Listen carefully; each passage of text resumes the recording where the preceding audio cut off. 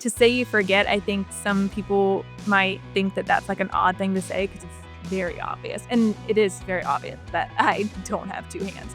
But it's not because I do it. There's nothing that I can't do. Well, hello, everyone. Welcome back to the We're Not Stumped podcast, where we highlight stories of resilience and the power of navigating life with different perspective. I'm your host, Mike Bolland, and today I'm excited to welcome Katie Thomas. Katie was born without her right arm below her elbow, very similar to mine, but a little different, and became a patient at Shriners Hospital in Tampa at just 3 years old. That experience and growing up with limb difference shaped how she views the world. And we're going to get into that today and a lot more with Katie. But first of all, Katie, thank you so much for being on the We're Not Stumped podcast. Thank you for having me, Mike. I'm looking forward to learning even more about you than I did in the last 10 to 15 minutes where we're just having fun and talking. We always start the podcast, though, with a segment I call In Your Own Words, and I'd love the listeners to learn more about you. Yeah, so from birth, obviously, I was born without one arm, and I was born in 1990. So ultrasounds were definitely a thing, but they weren't as clear as they are today. So even though I had ultrasound, or my mom had ultrasounds and stuff, nobody knew until I was born. I was born. My parents obviously loved me, took me home. Uh, from there, they, did what they could do to raise a child with one arm. And they took it upon themselves to get me my first prosthetic when I was probably about one, possibly two. And from there, it literally was like a doll arm that it was horrible. And as story goes, they were walking around with me one day in the stroller, and I had that horrible prosthetic on. Um, and a member of the Shriners Club stopped them and said, "Hey, that's horrible." Paraphrasing, obviously. And he, let them know about the Shriners, introduced them because, nobody had told them that Shriners existed, what they could do, and what they do currently still, for many families with children with more than just limb differences. They help all kinds of different, everything. So, from there, I started going to the Shriners around 3 years old, getting seen by them, getting fitted with different prosthetics and stuff. I was a part probably 5th grade, I think, so somewhere around 11 to 12 years old. I was so excited, to get a myoelectric arm, and I actually had to stay at the Shriners Hospital for about a week, I think. And practice with it. It came with like a cord that you see like coming out of like a lamp. Like it was a thick cord that ran up the elbow, and then you had to like run it up your shirt, down your shirt to a battery pack that clipped onto your waistband, and you had to bring an extra battery because that one didn't last all day. And going to the bathroom, it would fall out and fall on the floor. It made some sort of secret noise that only dogs could hear. So anytime I was around dogs, they would just bark at it. And it was super heavy. And, they sold it as, and I'm sure it was a legitimate sell. But hey, it's on the heavier side, so it will like help her spine. This is like a formative year, all these things. I used it as show and tell. I mean, really, that was I didn't use prosthetics. I learned how to do everything without them. So wearing one was debilitating. So instead of it being a helpful thing, and for some it is, but for me it just was not because I literally never wore one ever. And so kind of in that same fashion, I didn't realize until I went and did my hospital stay at Shriners, I was paired in a room with a girl who was missing her leg from, I believe, just above the knee, but it could have been just below. Um, and seeing the difference between missing an arm and missing a leg, I think missing an arm, we're a little biased and we're like, oh yeah, like I could miss a leg any day. But there are definitely things that like missing a leg I could see would be, not ideal. But as far as that, I realized going to the Shriners Hospital and seeing how other kids with prosthetics use them or don't use them, that was kind of the only time that I was around other members of, if you want to say like my community. But you don't see a lot of like where I'm from, I was not exposed to a lot of people with disabilities in general, let alone missing limbs. So, seeing them in the masses at the Shriners Hospital was eye-opening. It was very different. Kind of felt like fish out of water. Because and I don't know if this is your experience, Mike, but my parents kind of sort of forgot to tell me to like it was always, said to me, "Oh, like, people just need to accept you how you are. You're no different. You're the same as everybody else. They need to accept you, accept you."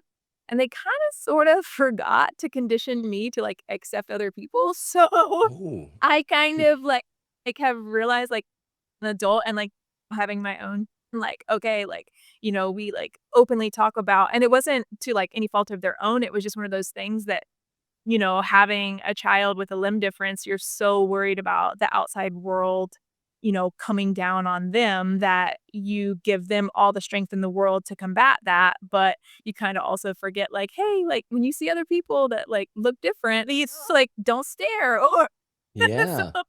I kinda catch myself, like, it's like, how if you're looking for, you know, a new model car, say you're, like, obsessed with, like, a yellow Xterra, and then all of a sudden you start seeing them everywhere. It's like that, right? Like, you're Yeah. like, "Oh, well, like this," and then you're like, "I never see anyone with this or that," and then all of a sudden you're like, "Oh, man, like, they're everywhere." Um, so, yeah, so I learned, with that, my parents were of the mind frame of, kind of letting me explore and figure out how to do stuff myself. Um, if I'm framing it nicely, it was an active choice they made.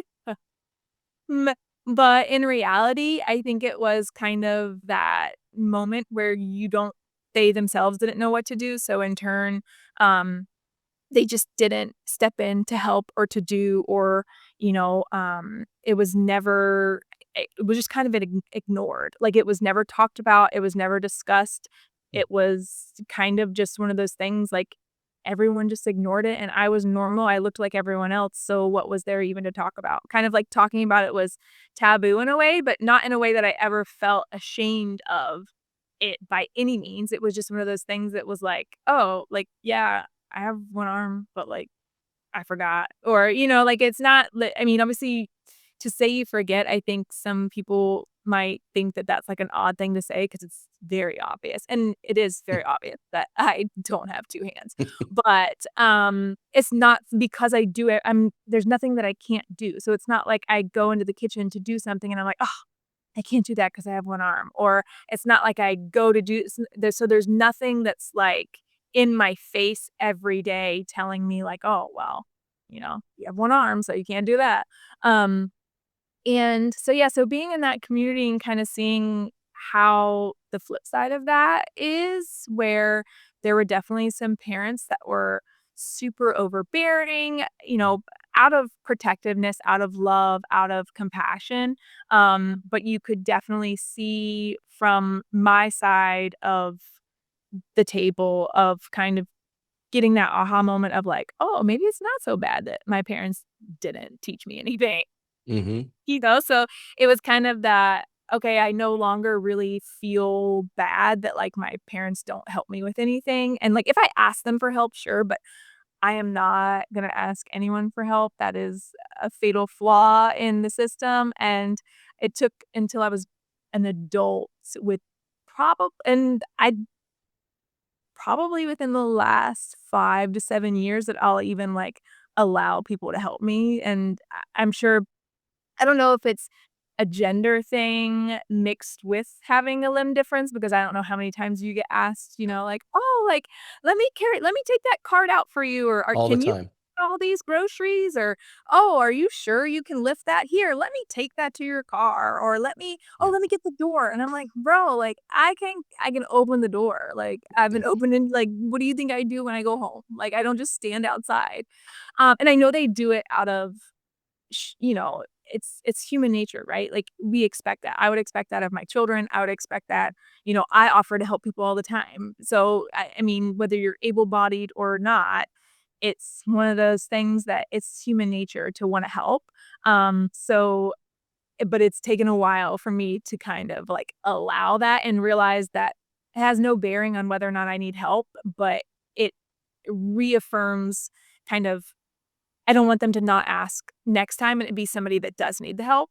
Um, Good point. so kind of thinking about it that way is kind of, mind tricked myself into, like, allowing, people to step in and help or to do things, but, for the most part, heavily independent. That's perfect. You know what I get a lot? I'll go up to a counter, at a checkout. They'll look at my arm and go, "Oh, do you need a bag with that?" It's like, "Well, I brought everything up here. What do you?" No, I think I'm pretty capable of getting it out to my car.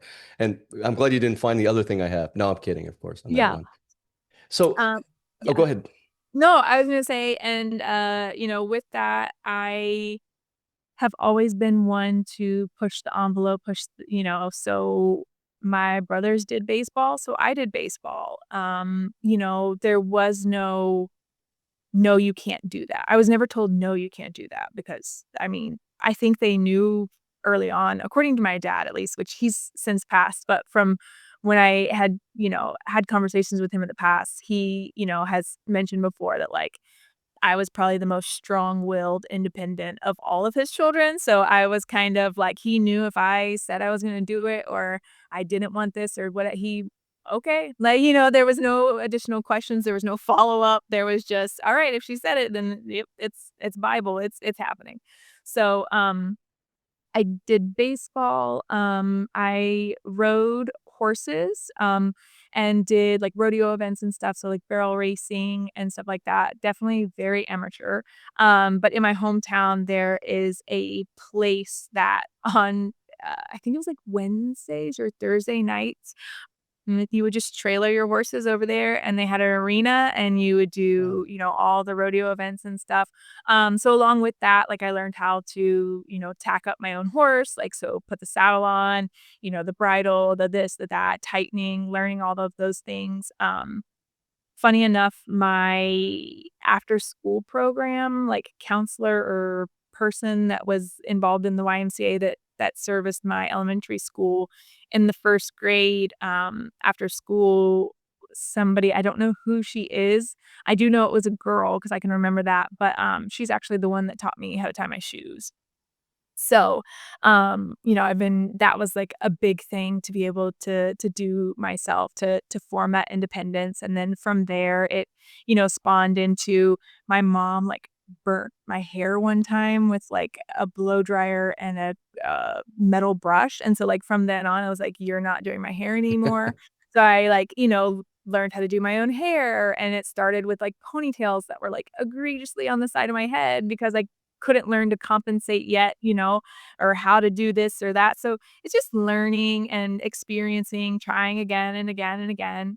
And thankfully everyone's super awkward in elementary school, so it didn't matter that, um and I was fortunate enough to I know one of the things, kind of in your breakdown that you send over was, like, to touch on, like, bullying or anything like that, and honestly, like, there was one girl in elementary school, and she didn't even bully me, really, she just, like, put her arm inside of her shirt and then, like, shoved her elbow, like, out the sleeve, and was like, "Look, I'm Katie," and it was in the lunch line, and I just remember going and telling, and then, like, she had to go to the back of the line, and that was it, though, like, no one has ever but I grew up in a small town where I was fortunate enough that the same kids I went to elementary school with, I went to middle school and then to high school with, so they all knew me from a young age, so it wasn't the only people that were surprised or, you know, the interactions were any different were if you moved to our town and you were unfortunate enough to have to go to our school.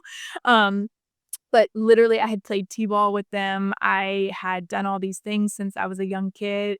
They knew my older brother, they knew my little brother, so it was just one of those things that nobody, like I said, nobody really honestly ever talked about it. Adults were probably the most enamored with it. Like, kids-wise, like, it was just cool. Like, if when I got into high school, if I had a big test or if I didn't wanna do something in one of the periods, I would just bring my fake arm to school, and every teacher would forego the lesson for that period and just let me do show and tell about my arm. So it was like, everyone would be like, "Hey, like, do you think you can bring your arm in, like, on this, like, da da," so it just became, like, a thing that we were all well aware that it meant nothing or whatever. And additionally, that escalated to my senior year.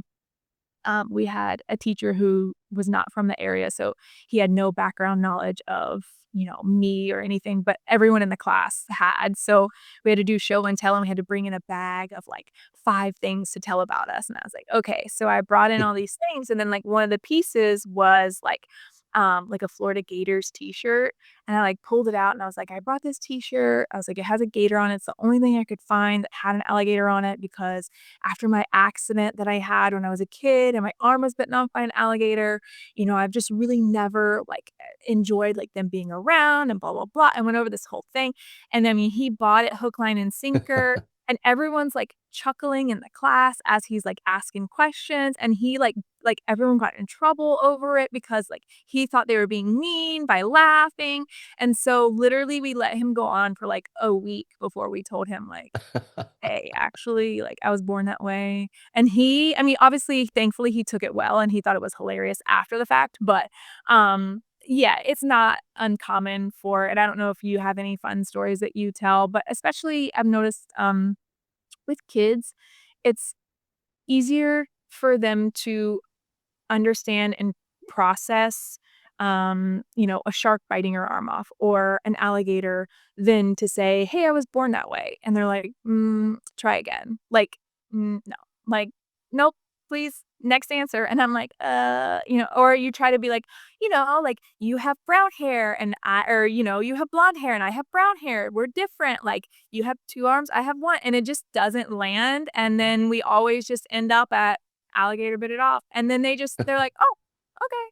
And then, like, it's done, like, it's they processed it, they're ready to move on, there's no and not that I would ever fall I'm, like, advocate for, like, let your kids ask the questions, like, Yeah. if they don't ask, then you're teaching them and instilling that behavior that when they see people like me, that's wrong, like, and I don't and I know that's not the intention, and it's just, like, a unfortunate consequence to that reaction to it, but, I try to then, like, now I get to, like, practice what I preach, right? Like, for years before having children, it was like, "No, no, no, like, let your kids ask the questions," and then, like, now as a parent and my kids are, like, shouting in the store, like, "Why does that man in a wheelchair?" And I'm like, "Oh, man, like, let's go ask him," you know? Yeah. And for the most part, it's never I've always enjoyed kids never can be I mean, they can say some wild stuff, but it's never offensive, it's never and it's always out of a place of, like, not understanding, and, to be honest, it's age appropriate, so it's not and I have tons of friends that, once they get to know me, then, they start asking questions, right? Like, "Oh, well, like, what about this?" or "What about that?" or "Can I touch it?" or, Yeah. like, Yeah. this or that, or, "Hey, how do you do this?" or, "Well, okay," or, "I never knew that."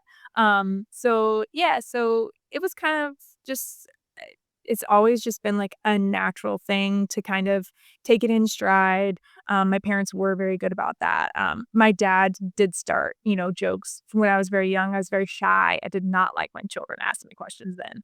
Um, I pretty much refused to speak, and he'd say things like, "Oh, she hand-fed the bird," or, just, like, silly, like, old man sayings, Yeah. right? Or, and stuff like that. So that's kind of where I learned that quirky, cheeky response to simple things like that, and, a guilty pleasure is definitely making people feel like awkward in like a nice way. Like, like saying things to make people uncomfortable because I get joy out of it.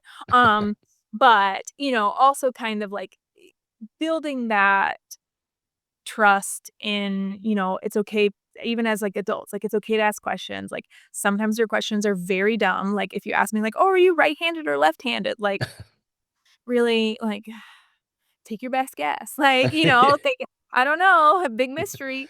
And it's just one of those things, it's like your mouth works faster than your brain, right? It's and so I'm gonna make you feel uncomfortable about that. Well, do you think though that to a certain extent that self-deprecating humor has benefited you and actually made people drawn to you more than being the opposite of maybe, no, don't ask me that. You know what I'm saying? Yeah, and, to be honest, and I try not to speak in absolutes because Sure. obviously we haven't met everyone. We haven't experienced everyone's story or heard verbatim from, stuff like that. I have noticed, in my own experiences, when I've seen someone react in a, upset way or to kind of get flustered when people ask questions are typically those that have, lost a Hmm. limb due to a tragic accident, or maybe they're a veteran or stuff like that, and it's Yeah. not absolute, like, it's not there's plenty of circumstances where it's the opposite or, they have no problem with it and they've coped very well, and I am very thankful that I did have it from birth because I don't have to relearn everything.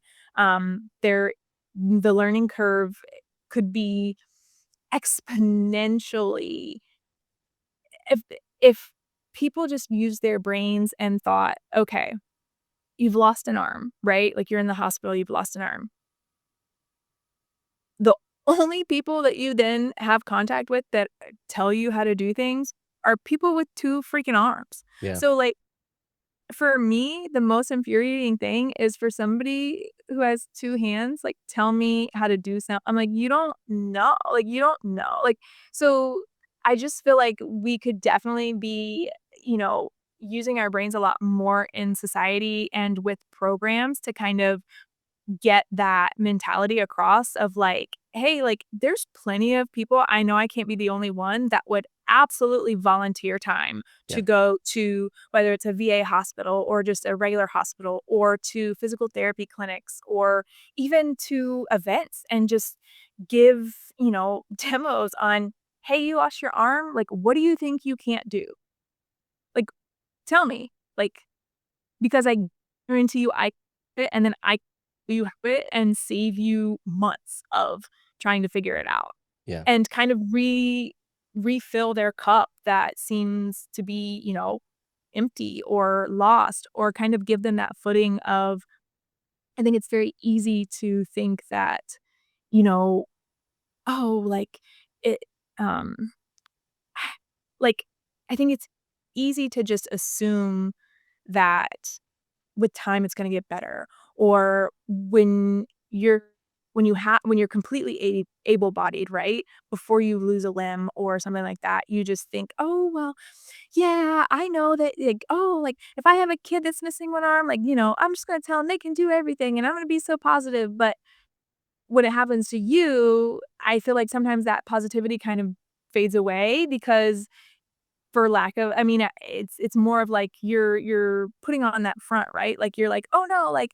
yeah, like, like, yeah, it's great that you have one arm," and then when it happens to you, you're kinda like, "Oh, shoot, like, I got one Yeah. arm now? Like, what am or one leg," or, and that it would be silly for me to go around and tell someone, how they would put on pants with one leg. I don't know because I have 2. Like, same thing with, like, for everything else, like, I braid my daughter's hair, and I do it, like, incredibly well, and, like, I braid, girls at the office, I braid their hair, and I do all these and it's, like, French braids, it's, different types, different styles, I literally, like you name it, I can do it, and, like, I always tease my kids, I'm like, "Yeah, like, anything besides the monkey bars." Like, I hate Yeah. the monkey bars, I've never liked the monkey bars. Like I'm with you. like, is there a way to do it with one arm? Sure. Absolutely. Yeah. Do I care? No. Absolutely not. Like, No. you guys can't even have them in your playgrounds anymore because they're Yeah. dangerous. So really, it's a moot point. Um, Yes. but yeah, so I've just always kind of overcome that, and I do think that there should be more discussion on getting those people with limb loss, um, help and better understanding of and kind of that positive affirmations of like, okay, like, you're down in the dumps? Got it, 100% agree. I would be lost if it and, like, it's the learning curve could be just blown out of the water by just allowing those people access to easy access, right? Instead of Sure. having to, like, go what would you just go on, like, Google and be like, "One-armed people that, like, can help me," or stuff like that, and everyone has their own flair, right? Like, I guarantee I tie my shoes differently than you tie your shoes. Yeah. Or, same thing with, like, getting dressed, doing buttons, doing, everyday tasks and stuff, and just the sheer difference between, like, grooming tasks for man and woman, right? Like, you haven't had to learn how to put your hair in a ponytail. You haven't had to shave your armpits or, like, No. since, simple things that, like, you just don't think about, like, the differences between, like, men and women or, Hmm. or put on high heels with little tiny buckles on the side or, like, simple stuff that you take for granted, and then you're like, "Oh, Yeah. yeah, okay. Yeah, that makes sense." You're like, "Yeah, that would suck." Well, people think I can't tie a tie. It's like, are you kidding me? I'll do a full Windsor better than Yeah. you. You know what I mean? Yeah. Of course, you know. But you know Yeah. what? I find it interesting too when you were talking about people trying to envision how you do things, and I find that two-handed people, and obviously they would think this way. They think about how to do it as them, as a two-handed person, then try to back themselves into having one hand. Where I'm sure you and I, at least for me, I just automatically think of how I would do it with one hand, and that's a step that Mhm. they can't visualize, and it's fine. I get it. I get it. Yeah. Be hard for them. Yeah, and yeah, and just like like, with that, it's like, visualizing it and doing it, and like I said, like, you and I both have 1 arm and both missing the same arm, and I 100% we 1000% tie our shoes differently. Oh, And or definitely. do all kinds of different things differently Yep. because it's how I learned it versus how you learned it, I and just simple stuff like that, right? Like learning how to ride a bike Yeah. or, I do sprint triathlons and stuff. So swimming and biking and all those things. And so, it's funny and it's silly, but, like, when I'm out there, I laugh because I'll be on the running portion, which is the very last, and people will be, "Woohoo, you're doing so great, you're an inspiration," all these things. I'm like, "Where were you when I was swimming? Like, where were you when I was biking?" The things that are actually hard to do with one arm, like, Yeah. I didn't but now that I'm running, which takes no arm effort, like, I mean, it does, but, like, it doesn't, Like, so I'm just like, "What?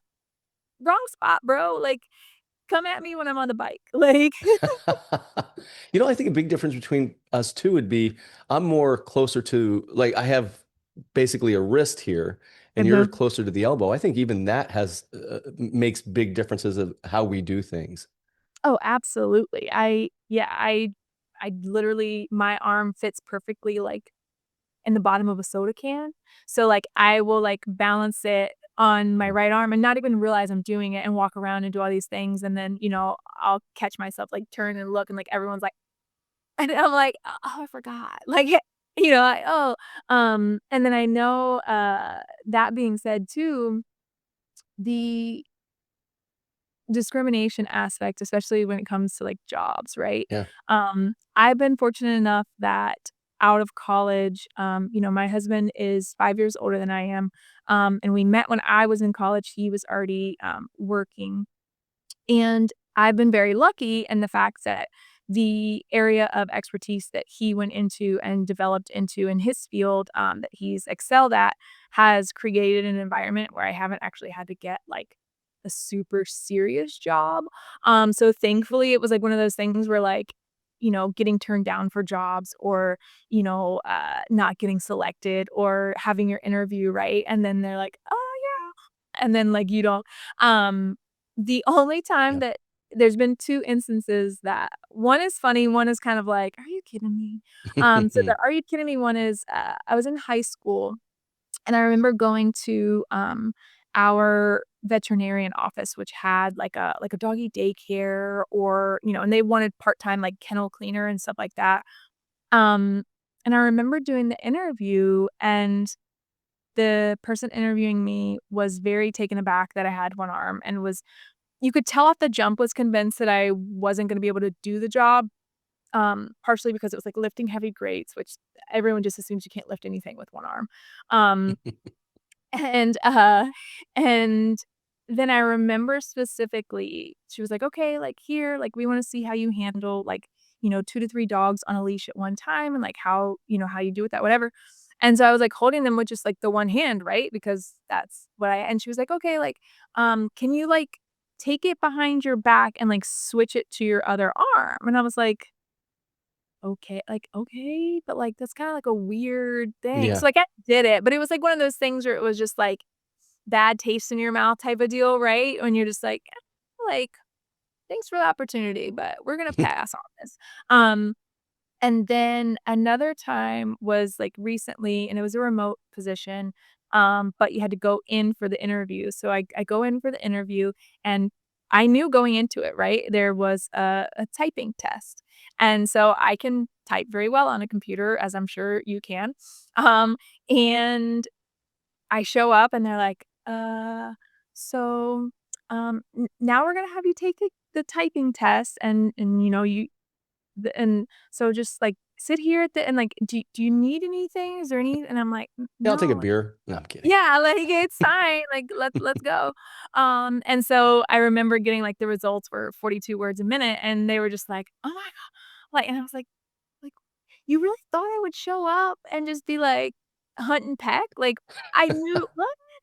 So that was funny. I did take that job for a little bit, but, eventually ended up stepping away from that one just, geographically, we ended up moving, and so it was no longer applicable, but, and then I'm in my current role now at Argon Agency, which Yeah. is, a full service marketing company.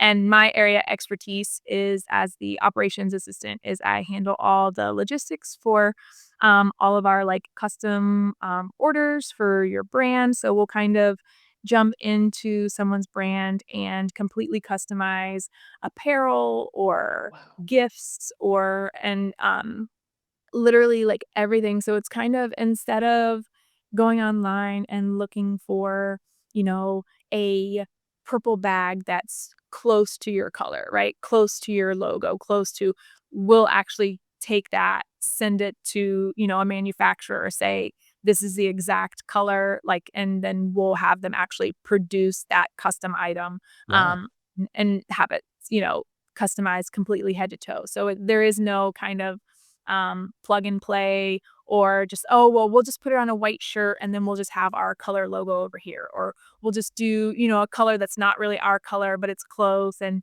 no one's gonna know, or so we kind of deal with that, that's my area, and then everyone on the team has kind of a little bit different. So we have, web developers Yeah. and content creators, managers, copywriters, literally everything, um and my favorite part is that my dog gets to come every day, which we heard at the beginning of the of the episode. And so, yeah, so that was kind of, now I'm here. I love it.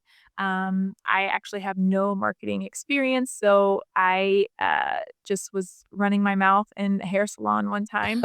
And my boss happened to be in there getting her hair service, and I was complaining about a previous employer, and I was like, "Yeah, like, I got fired, and then 2 weeks later, they were like, "Hey, come back," and so I did because why would I throw money down the drain? Um, and she was like, "That's messed up." She's like, "I'll hire you. You wanna come work for me?" And I was like, "Yeah." Like, I didn't even know what she did, nothing, just yeah. Um, so she was like, "Alright, send your resume." So I did, and I thought I was being funny, right? And I put, like, "Katie with one arm" in the subject line. I didn't know that the email that she told me to email it to went to the whole team. So the whole team and they're like, "What is this email that's like Katie with one arm? Like, I don't understand." And turns out my boss, Logan, had no idea I even had one arm in the first place. So she was like, "What?" And then, like, she was like, "Yeah, I didn't." And I was like, so I'm sure you get that a lot too with it being all the way almost to your wrist. Like, a lot of people don't even realize the first couple of times they meet you or anything like that. So it is kind of fun. It's bizarre to me. I don't know how people can miss that because 'cause I'm like, it's very obvious, right? You're just like, "What? How did you miss that?" Like, Yes. "Okay, sure." Um, and then, and so I'm just like, "Alright, whatever." But yeah, so so I'm here. I like it. It's fun. We have And a what's the good URL to the company? I want to make sure we get that out in case people are just listening. Okay, and it's Argon, Argon, agency, agency.com. Excellent. Anyone needs any marketing, website, logistic, all that, go to Anything. Um, argonagency.com. yes, yes, yes. So, and like I said, we love it here. We're run by, our CEO and founder is, 30 years old. She built the company from the ground up in the midst of COVID. So, there's a lot of passion and, you know, having a millennial as your boss is every meme that you've ever seen.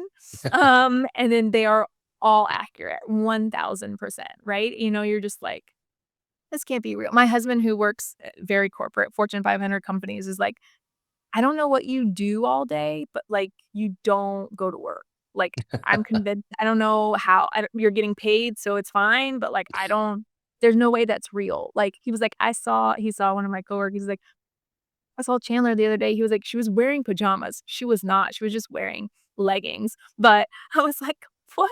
Like, "No, sir, just relax, like, you wouldn't fit and we got it." But it's a fun vibe over here. That's excellent. And now you have 2 children as well, and, one of them I wanna make I diagnosed with a rare genetic syndrome. Yes, so Ty, my youngest, has Witteveen Colk syndrome, and he has a mutation in his SINA gene. I know we're all very familiar with that one. Yeah. Um, and so if you have a mutation or a deletion in that genome sequence, you get classified as having Witteveen Colk syndrome. When he was diagnosed, there were 2 research articles published on it. And that was all the information we had after speaking with the geneticist. Um, Also, I know in my pitch to you to come on the show was talking about, um, kind of that I don't know that it fits in the category of discrimination per se, um, but kind of that uncomfortable feeling of I was never genetically tested or anything. I don't know about you, but they just Yeah. kind of were like, "Oh, it's just it happens, like, we don't really know. We don't this, that," okay. So when the geneticist started asking questions to me, "Did you have testing done? Is this, was it genetic? Was it this?" I'm like, "Lady, I don't know." Yeah. Um, and then kind of feeling that whether it was psychological on myself or, some of the comments that were made, kind of feeling almost like, is this my fault? Like, is this my genetics that are causing this in him, right? So when we got the results from when your child tests for a genetic disease, especially something so rare, they go and they test the parents just specifically for that disease or that syndrome. And then if the parents show negative that they're not carriers or anything, then it becomes a his was the word is escaping me, spontaneous. So his was a spontaneous, mutation. And so we were thankful for that. Obviously, with his syndrome, implications for him having children and being a carrier himself, obviously being affected with it and how that works is a conversation we'll have with him when he becomes, age appropriate for that conversation. But having that reassurance, but there was always kind of that like, that perception, like, it was kind Yeah. of like, "Oh, well, mom has 1 arm, so" and even as a geneticist, right? And when we went to Cincinnati Children's Hospital, and they are absolutely phenomenal. We still go to them. We fly, once a year for Ty to get seen by all of his specialists because we've tried hospitals down here, we've tried hospitals in other places, and we cannot find the level of care that we receive from Cincinnati Children's Hospital anywhere. So, that being said, and obviously a lot of that is to like his specific syndrome and stuff. So I know that there are different children's hospitals ranked differently all over the world, specializing in certain things. However, for his specific situation and ours, we were just never treated like we were with him in Cincinnati Children's Hospital. I mean, he started going to them when he was just maybe like 6 weeks to 3 months old and started going to see them, and that was for we Wow. didn't even know he had a syndrome at that time, that was for other things that leading up to it, that were markers for it, and so, yeah, so kind of having that pressure that I didn't realize would affect me in that way, kinda sucked, and Mm. then, finally, I did get some genetic testing done, and fun fact, I am not genetically predisposed to have one arm. So that, according to the geneticist that I saw at that time, and I'm sure there's probably people with other opinions out there, according to that, it was then expressed to me that it can be deduced that it was more than likely a medication that my mother must have been taking, um, at that time that was known to cause birth defects, and she was like, if you go back, I did know that that was a risk that there was that, but it's like one of those things you don't wanna put that on somebody either because that's a terrible Yeah. feeling, right? Especially as a parent to be Yeah. like, "I could have fixed this, or I could have done something different, or this or that," and I wouldn't wanna change anything. I'm sure if you would ask me as a kid, I 100%, growing up and, experiencing, like, crushes or dating or, all those things that you add that kind of, self-image that you have of yourself, and then you kind of, I at least didn't view myself the way that, like, my husband views me or that, like, other people view me, so I have a very critical self-image, that has gotten better, but, is definitely one of those things that it's that pivotal age, right? It's hormones, it's Yeah. everything, and it's seeing your friends going through these experiences and you're not getting them and you're trying really hard to not let it be a thing, but, like, secretly you're kind of like, you know, "I wanna Mhm. know, boy." Mhm.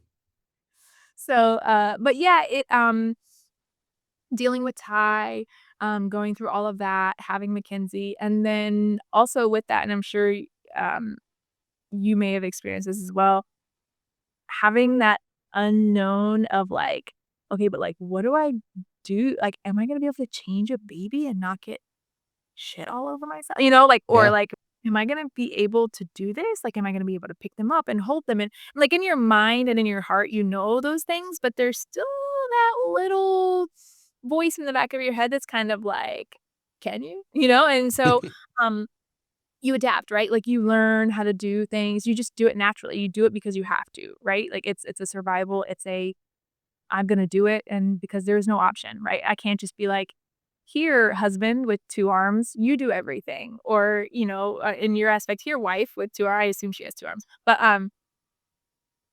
Good uh, assumption.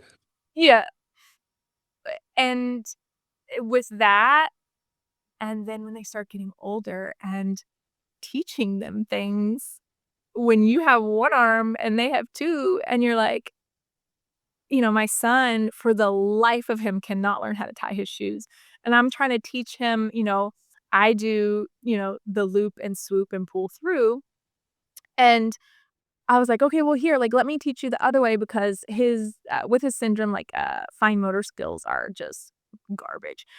So trying to that's, like, a big deal of, like, his shoes, right? So I was like, "Okay, well, like, let's try, like, the 2 loop way," right? Where you do the 2 loops and then you just tie those together.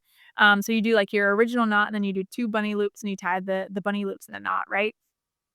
Well, I can't freaking do 2 bunny loops. So I'm, like, trying, like, like, "You gotta learn how to do it my way, I guess. Like, I don't know." Or, my daughter will be like, "How do I," like, like, learning how to put her own hair in a ponytail, and I'm trying to show her, how I do it, and it's not comparable, right? Because Yeah. it's somebody with 1 arm trying to teach somebody with 2 how to do it, and I'm like, "No, no, like, use your fingers and do this."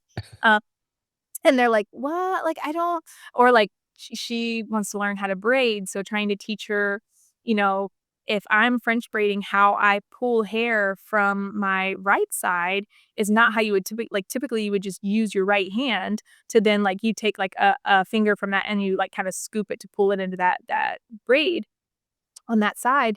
And because I don't do it that way, it's kind of like I'm more or less like I'm trying to like I'm teaching her how to do it with one hand, but she has two. So it's kind of funny because there's so many things that I just never expected to, like putting on socks, putting on underwear, putting on clothes, pajamas, um, everything is I'm just like, oh, like I don't just like how do you and then I sometimes I catch myself getting frustrated. Like, what do you mean you can't do it?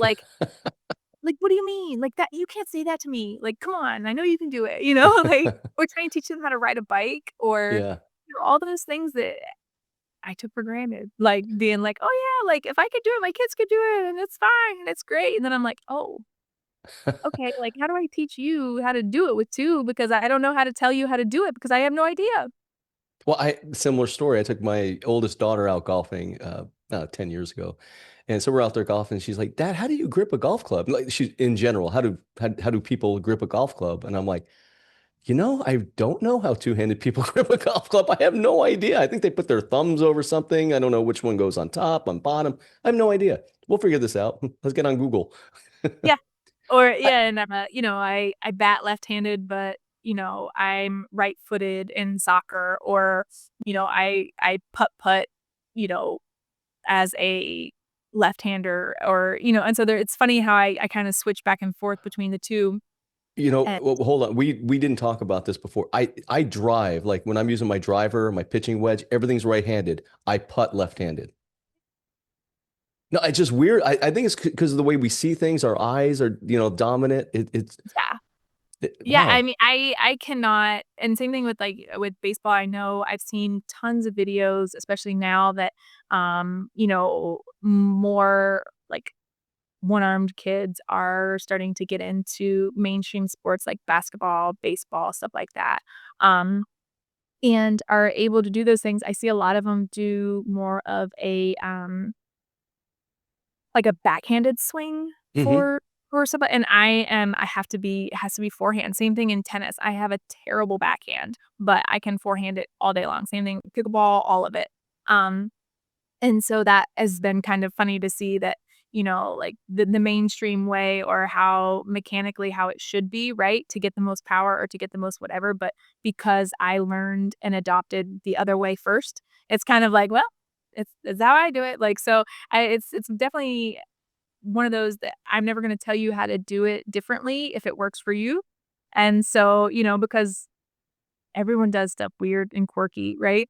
Yeah. Have you ever had any overuse injuries from to your left shoulder or left elbow from having to do everything? Um, I don't know that it counts as overuse. I mean, my left shoulder is pretty shot. Um, but my whole body is like, so, like it just is one of those I live fast life and like I live life fast. So, um, I'm I'm not a recovery person. I'm like a go, go, go. Like, yeah, I only have 2 months to train for this triathlon. It's totally doable. Like let's sign up, let's do it. So I have characteristically like not taking care of myself incredibly well. As I age, I'm starting to realize like not the best choice. Um, but yeah, so definitely that. And I noticed here, especially sitting at a desk for the first time in, years, uh, realizing very quickly, like, the imbalance factor of, leaning on an armrest with just one side all day or, getting tension knots in my back from the way that you sit to, like, type on the computer and stuff, right? Um, so kind of learning like, "Oh, that's yeah, okay, now it's starting to click why they were like, "We gotta balance you out," What are you Shriners is looking going full circle. what are you looking forward to as you move forward in life and everything you're doing with the children, your husband, your work? What are you looking forward to?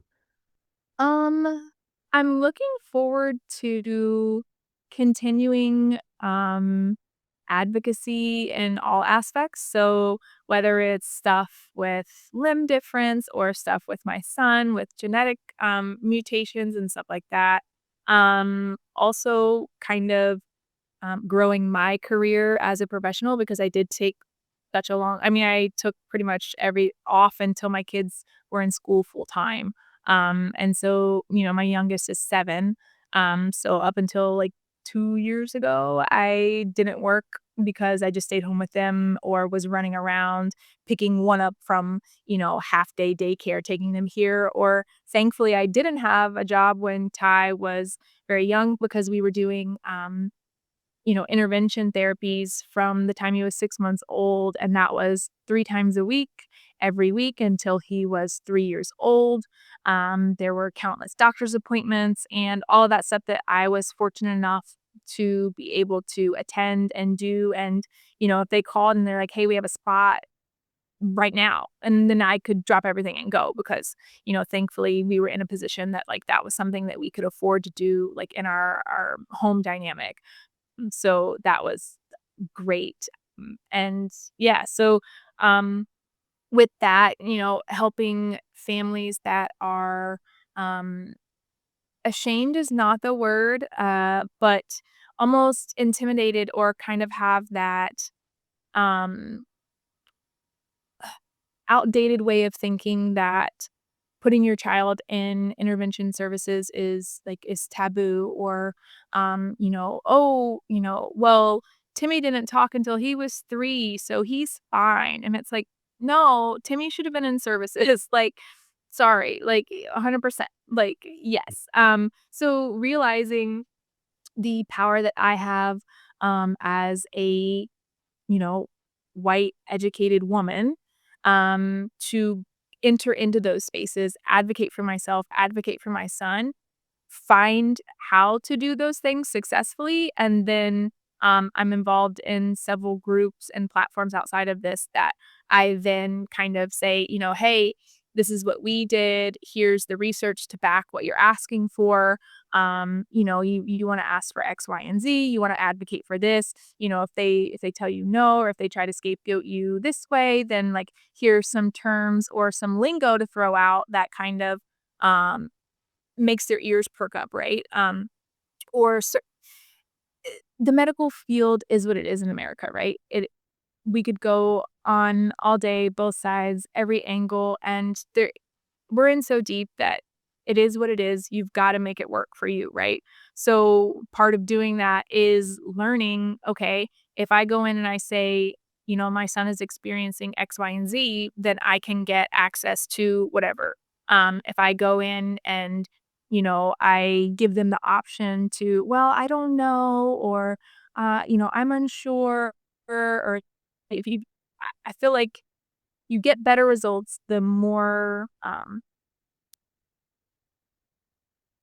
in the way that you kind of, like, hold yourself and present yourself and kinda go into those, and unfortunately, that's kind of where I found myself, and, with that, though, I've kind of tried to help, different, especially, English as a second language, families and, or, lower education level families that are unsure of how to access that care or unsure of how to advocate for it. Um, and kind of just taking that on as just to be helpful. I have no certification or anything like that. It's not official, but even with my own personal friends, they'll call me and they'll be like, "Hey, um, do you think it's weird that, so and so isn't doing this or only has this many words?" Or, and obviously going through it with Ty, I am a big advocate for if you're concerned, bring those concerns to your pediatrician. If you don't feel like your concerns are being met by your pediatrician, then escalate it and you can get evaluated for free through the state and all that stuff. There's programs out there that they you can get evaluated as many times as you want. So if and and so just go and do it. Apply for those things, ask for those things. Don't be afraid. Don't let yourself get wrapped up in, um, some family members were upset that we put my youngest enrolled him in school with an IEP. and, "Oh, that's gonna follow him around, and that's gonna be, this," and I'm like, "Since when has anyone pulled a college application and been like, 'Oh, you had an IEP, sorry, you can't get in?'" Like, that stuff doesn't matter. Like, it's a moot point. Like, I want him to have services, I don't want him to fall behind, I want him to be on the same level as his peers, so we're gonna do that. We're gonna make what's the best steps for us. So, we've since negotiated with the school because they tried to take him off completely, and I said, "Nay, nay." So, we negotiated them down to, I told them that I would settle for a 504, which is a lesser plan, but it still leaves access to, I made sure to write it in the, contract that we signed, like, with the school or agreement, that at any time that I feel that he has fallen behind, that he is allowed to go in for evaluation and he can request we can have services issued to him again, immediately versus having to wait the 6 months to then go through the program again and then do all these things, jump through all these hoops, and then it's a whole new school year, and then it's Yeah. summer, and then it's so, there's a lot that goes into that, that I learned very early, and, my parents never had me on an IEP or a 504 or anything like that, um, but they could've, I mean, it's one of those things that when you start going into that world of, he automatically qualifies because he has a genetic syndrome, so there is no negotiation, no debate, but it would be the same thing for, a missing limb, like, there's no, like, just it's access, right? Like, it's just it's that safety net to be like, "Okay, so you're struggling," or, say 1 year they struggle really bad with their mental health, with their limb difference, and that sets them back, education-wise, or they're not receiving the additional help that they need or all these things. That opens the door for you to immediately get those services for them to the school is held accountable for making sure that your child does not fall behind, versus they fall behind and then you're trying to catch them up, right?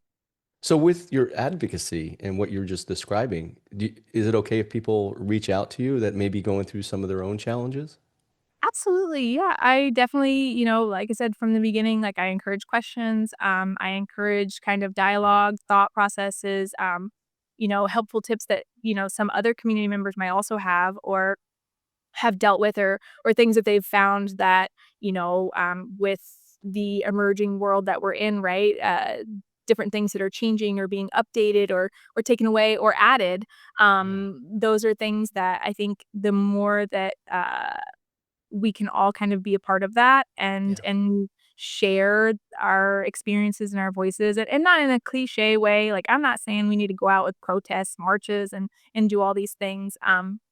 But I do think it is very important that, with missing limb kind of fall in the category of disabled, right? I refer to myself as that.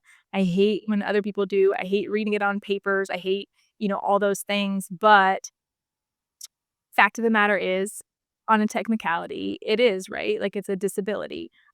So if I can use what I think is a simple disability and a very overcomeable, that's not even a word, but disability to advocate for those that struggle more, then I think that that's well within my realm and my ability as I grow and become, further educated and um evolved to kind of help that, right? Like Yeah.